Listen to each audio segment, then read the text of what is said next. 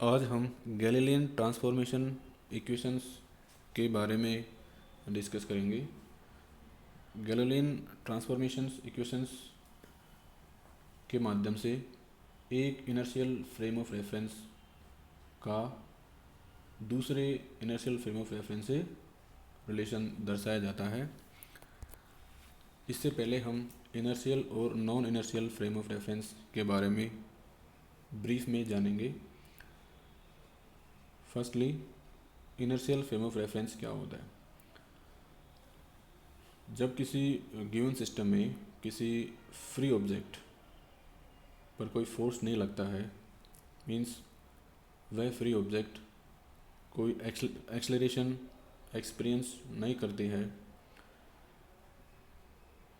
या फिर इस तरह कहें कि motion of the particle appears to be non accelerated, तो वह frame of reference inertial frame of reference कहलाता है। Means inertial frame of reference में कोई एक्सटर्नल फोर्स अप्लाई नहीं होता है पार्टिकल पर। इस केस में जो एक्सेलरेशन है वो ज़ीरो होता है, मींस वेलोसिटी है पार्टिकल की वो कांस्टेंट प्राप्त होती है। इस इनर्शियल फ्रेम ऑफ रेफरेंस में पार्टिकल या तो रेस्ट पर होता है या फिर कांस्टेंट वेलोसिटी से मूव होता है। दोनों ही केस में जो एक्सेलरेशन है वो ज़ीरो प्राप्त होता है। इस तरह का फ्रेम ऑफ रेफरेंस होता है, उसे इनर्शियल फ्रेम ऑफ रेफरेंस कहते हैं। अब सेकेंड है non inertial frame of reference. इस non inertial frame of reference के सापेक्ष किसी पार्टिकल की मोशन है वो एक्सेलरेटेड अपीयर होती है even in the absence of external force.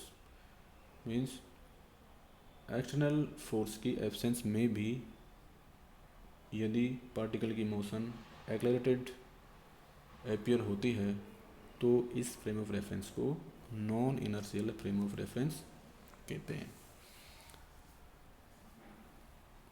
Galilean transformations equations के माध्यम से यदि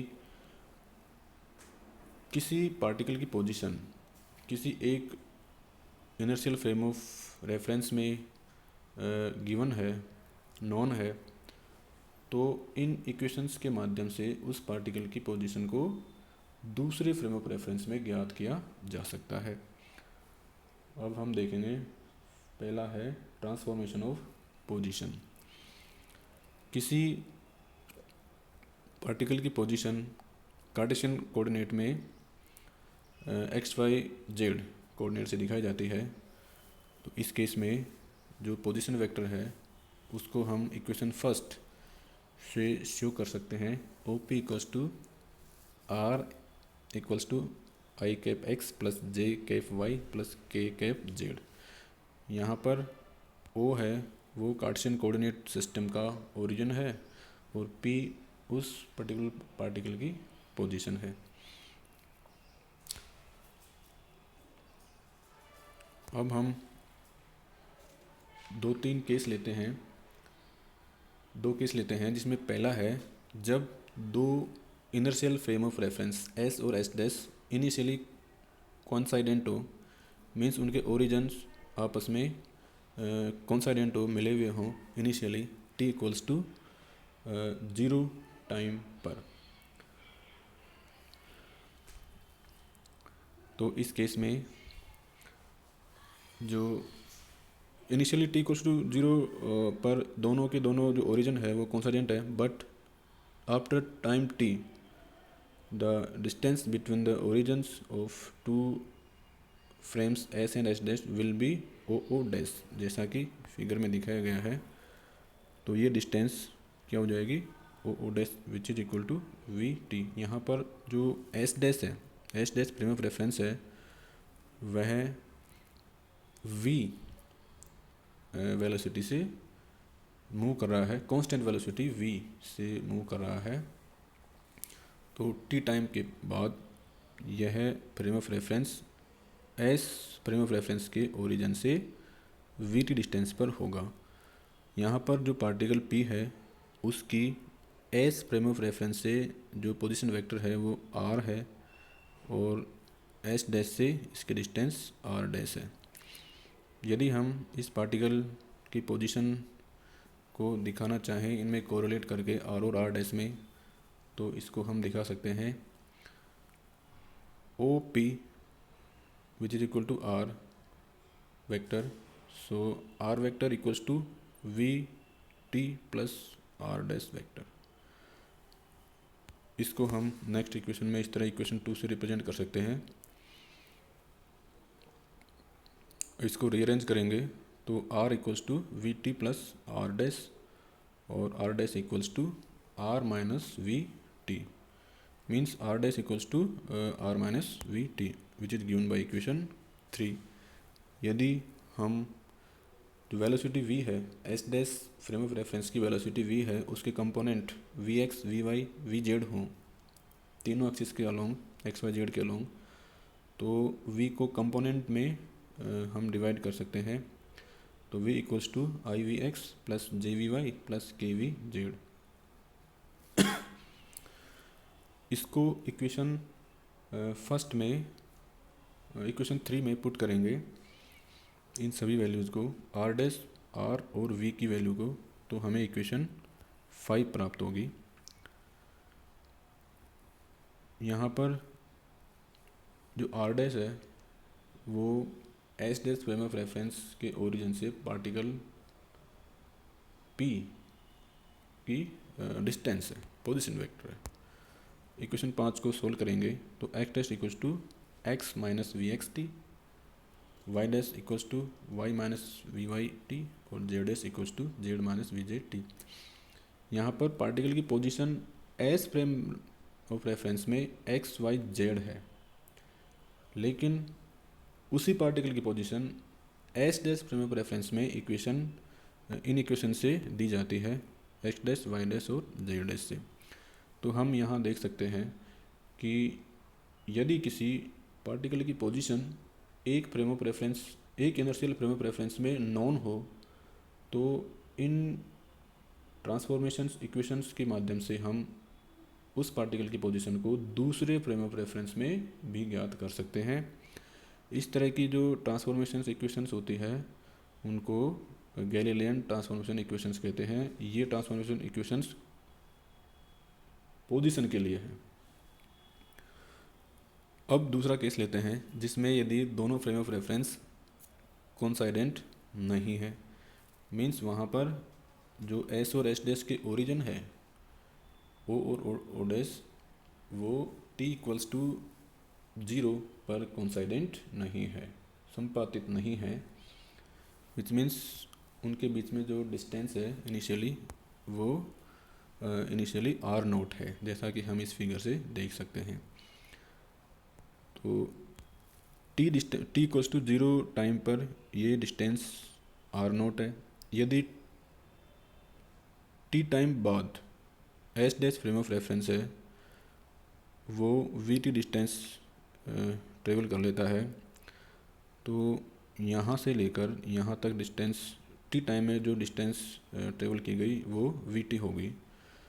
तो इन सब को कंसिडर करते हुए पार्टिकल जो पी है उसकी एस फ्रेम में जो ओरिजिन है उससे डिस्टेंस ओ पी को हम इस तरह लिख सकते हैं O P equals to R naught plus V T plus R dash.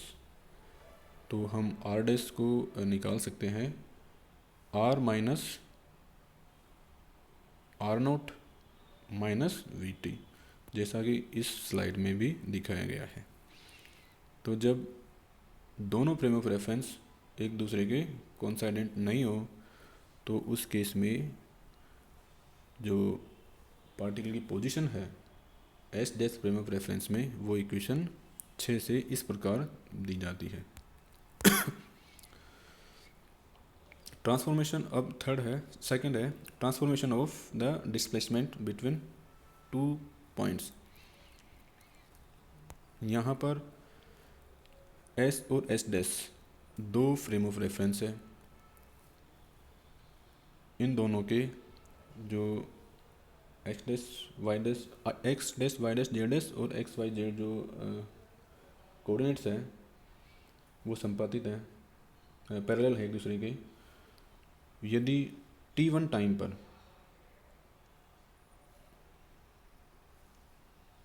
नहीं, यहाँ पर जो पार्टिकल p है इनिशियली p पर है कोई पार्टिकल, वह t टाइम बाद में q पर आ जाता है, तो इस पार्टिकल p की जो डिस्टेंस है, पोजीशन वेक्टर है फ्रेम ऑफ रेफरेंस s से, उसको हम r1 से दिखा सकते हैं और s डैश से इस पार्टिकल की पोजीशन को r1 डैश से दिखा सकते हैं।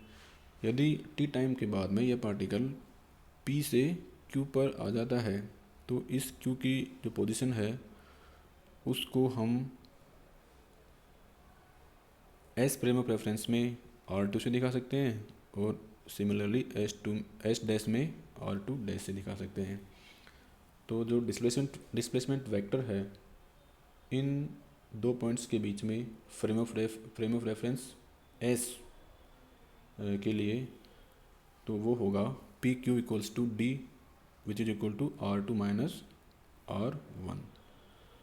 यह डिस्प्लेसमेंट वेक्टर तब है जब हम इन पार्टिकल्स के बीच की, इन पॉइंट्स के बीच की distance frame of reference s में से ज्ञात करते हैं। अब यदि s डैश जिनका पोजीशन वेक्टर r1 डैश और r2 डैश है, तो इस केस में जो गैलीलियन ट्रांसफॉर्मेशन इक्वेशंस हैं उसको हम इस तरह से लिख सकते हैं। इक्वेशन 7 और 8 से r1 dash equals to r1 minus V T और r2 dash equals to r2 minus V T. क्योंकि हमारे पास में r1 और r2 है वो s में नॉन है, तो हम इसकी सहायता से गैलीलियन ट्रांसफॉर्मेशन इक्वेशंस है उनकी सहायता से s डैश में भी इनकी पोजीशंस को निकाल सकते हैं, जैसा कि प्रीवियस स्लाइड में हमने देखा। इक्वेशन 7 और 8 प्राप्त हो गई। इसके बाद में vector distance between the two points is given by P Q equals to D dash. Equation 7 और 8 से r2 dash minus r1 which is equal to r2 minus r1 ये दिखाता है कि d dash equals to d, which means the displacement vector between two points is invariant in Galilean transformations.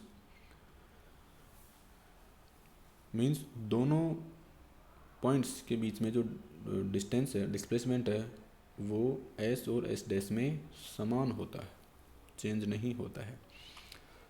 Transformation of velocity.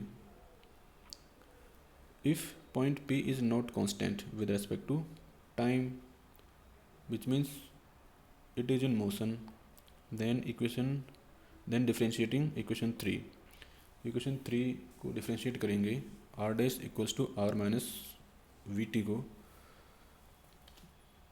जहाँ पर v है वो constant velocity है जिससे s dash frame of reference है वो मूव कर रहा है। तो इसको डिफ्रेंशिएट करेंगे, हमें फाइनल इक्वेशन 10 प्राप्त होगी।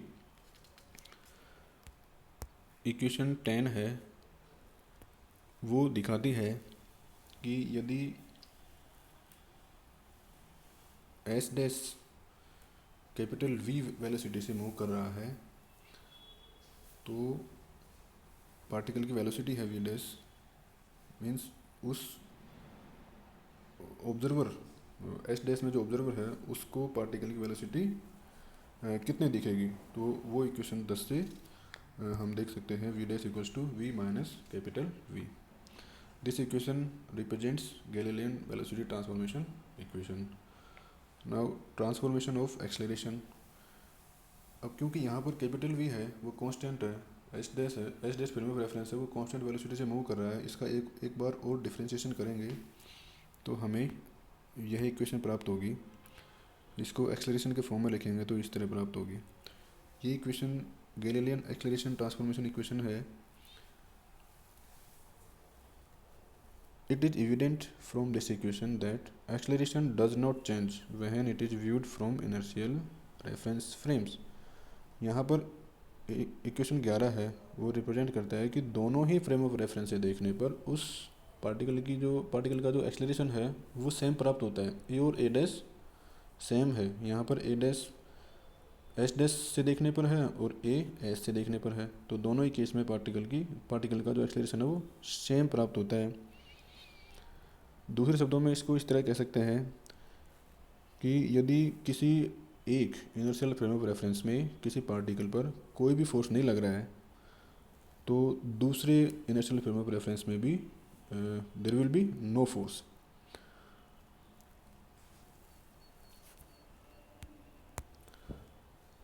Next one is transformation of force. हम जानते हैं कि मास है वो इन्वेरिएंट होता है, तो इक्वेशन जो प्रीवियस इक्वेशन थी, इक्वेशन 11, उसको बोथ साइड्स पार्टिकल के मास से मल्टीप्लाई करेंगे तो इक्वेशन ये वाली प्राप्त होगी, which is equal to equation 12 F dash equals to F. Thus, force acting on the particle in all inertial frames remains same. This is called law of Galilean invariance of force, which show Newton's second law remains valid in all inertial frames. Which means ये दिखाता है कि सभी inertial frame of reference है उनमें particle पर कितना force लग रहा है वो सेम होता है, चाहे एस डैश से देखो चाहे एस से देखो। Next one is law of conservation of momentum. यहाँ पर m1 और m2 दो पार्टिकल्स के मास है और कोई फ्रेम ऑफ रेफरेंस s है जो कि स्टेशनरी फ्रेम ऑफ रेफरेंस है। इस स्टेशनरी फ्रेम ऑफ रेफरेंस में दो पार्टिकल जिनके मास m1 और m2 है और उनकी वेलोसिटी u1 और u2 है, वे पार्टिकल्स u1 और u2 वेलोसिटी से मूव कर रहे हैं। ये दोनों कोलाइड, इन दोनों के कोलिजन करने के बाद में इनकी वेलोसिटी u1 और u2 से चेंज होकर v1 और v2 रेस्पेक्टिवली हो जाती है। तो उस केस में जो मोमेंटम कंजर्वेशन इक्वेशन है उसको हम इस तरह लिख सकते हैं, एस फ्रेम ऑफ रेफरेंस में m1 u1 plus m2 u2 equals to m1 v1 plus m2 v2। Means before collision momentum total momentum ये है और आफ्टर कोलिजन टोटल मोमेंटम ये है। तो एस फ्रेम ऑफ रेफरेंस में जो मोमेंटम है वो बिफोर कोलिजन और आफ्टर कोलिजन सेम होना चाहिए, यही कंजर्वेशन ऑफ मोमेंटम है। यदि हम ऐसी situation S dash frame of reference है जो कि velocity v with respect to frame s से मूव कर रहा है, उसमें हम देखना चाहें तो हम इसको इस प्रकार देखेंगे। एस डैश में बिफोर कोलिजन पार्टिकल्स की वेलोसिटी u1 डैश और u2 डैश है और आफ्टर कोलिजन इनकी वेलोसिटीज v1 डैश और v2 डैश हो जाती है। तो इनका जो मोमेंटम है बिफोर कोलिजन उसको हम इक्वेशन 14 से दिखा सकते हैं, m1 u1 dash plus m2 u2 dash और after collision m1 v1 dash plus m2 v2 dash. ये सभी इक्वेशन 14 और 15 S dash frame of reference से देखने पर प्राप्त होती है ये इक्वेशंस। अब क्योंकि S dash frame of reference है वो कैपिटल v वेलोसिटी से मूव हो रहा है, तो इसके लिए गैलीलियन ट्रांसफॉर्मेशन इक्वेशंस इस तरह होगी, u1 dash equals to u1 minus capital v। इसको अपन रीअरेंज करेंगे तो इस तरह हम इसको लिख सकते हैं, सिमिलरली u2 के लिए और ऐसे ही v1 और v2 के लिए। इन इक्वेशंस की सहायता से हम इक्वेशन जो 13 है उसमें पुट करेंगे इन वैल्यूज़ को, तो हमें ये इक्वेशन प्राप्त होगी। इसको फर्दर सोल्व करेंगे तो हमें इक्वेशन 17 प्राप्त होगी। इस इक्वेशन में m1 u1 dash plus m2 u2 dash S dash frame में बिफोर कोलिजन जो टोटल मोमेंटम है उसको रिप्रेजेंट करता है और ये term m1 v1 dash plus m2 v2 dash after collision S dash frame of reference में टोटल मोमेंटम को रिप्रेजेंट करता है। क्योंकि इक्वेशन 17 है उसमें जो इक्वेशन 14 है और इक्वेशन 15 है दोनों इक्वल्स है, मीन्स जो टोटल मोमेंटम है बिफोर कोलिजन और टोटल मोमेंटम आफ्टर कोलिजन वो सेम है in reference frame S dash. तो ये दिखाता है कि law of conservation of momentum is invariant in all inertial reference frames. Means सभी इनर्शियल फ्रेम ऑफ रेफरेंस में जो मोमेंटम कंजर्वेशन का लॉ है वो इनवेरिएंट होता है, उसका वोलेशन नहीं होता है। इसी तरह से हम law of conservation of energy को भी प्रूव कर सकते हैं कि law of conservation of energy is also invariant in all inertial reference frames. Thank you.